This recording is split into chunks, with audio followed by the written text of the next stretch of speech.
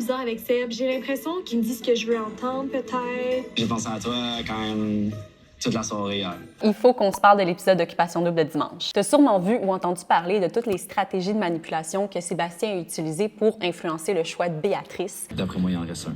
Max, je me sens pas prête à le mettre en danger, par contre. Ça faisait comme pas de sens que je le mette en danger. Ça va être à toi de prendre une décision puis une direction. Techniquement, c'est entre moi ou Max. Ça me rassure un petit peu. Il me démontre son intérêt en faisant ça. Je me sens vraiment mal.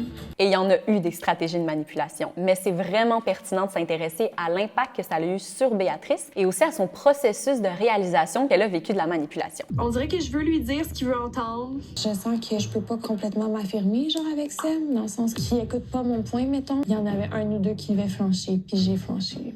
D'abord, elle a l'impression que la négociation peut juste prendre fin si elle flanche, parce qu'elle a l'impression que Sébastien ne va jamais flancher ou même entendre son point à elle. Elle a aussi l'impression qu'elle doit dire à plusieurs reprises à Sébastien exactement ce qu'il veut entendre et qu'il ne s'intéresse pas vraiment à son opinion. Elle dit aussi vivre beaucoup de confusion entre ce qu'elle pense, ce que Sébastien lui dit, mais également la réaction des candidats quand elle leur apprend qu'elle a mis Maxime en danger. Et même si OD, c'est un jeu et c'est pas la vraie vie, les signes que Béa nous démontre, ça peut être des signes qu'on se retrouve dans une situation où il y a de la manipulation, mais ça peut aussi être des signes avant-coureurs qu'on est dans une relation qui est toxique ou dans laquelle il y a de la violence psychologique. Donc, si on se reconnaît dans ce que Béatrice a vécu, la première chose à faire, c'est vraiment de ne pas s'isoler. C'est vraiment d'en parler avec d'autres personnes pour s'assurer de garder la tête hors de l'eau et de ne pas rester dans la confusion. C'est aussi important de créer des espaces pour se faire ta propre tête. Ça peut être avec toi-même, ça peut être avec ton entourage. Et s'il y a quelqu'un qui te confie avoir l'impression de vivre de la manipulation, c'est super important d'avoir une écoute qui va être sans jugement et qui va surtout valider comment la personne se sent. Parce que si on vient réagir fortement,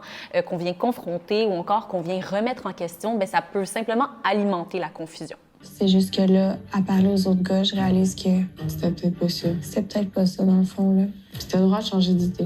On se revoit la semaine prochaine pour une autre analyse d'OD.